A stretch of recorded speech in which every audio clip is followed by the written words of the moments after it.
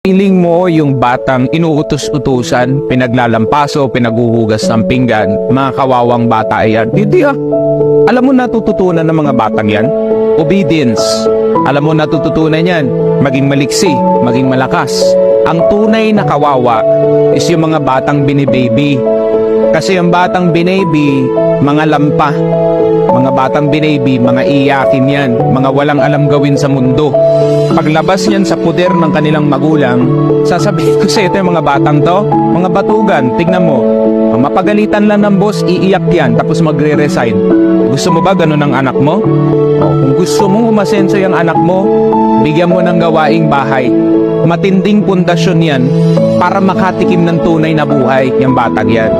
Mamili ka, malakas na bata or mahina. O ikaw, kapwa magulang ko, ikaw ang pipili niyan. Bibihin mo, lampay ang anak mo. Turuan mo ng tunay na buhay, aasenso yan.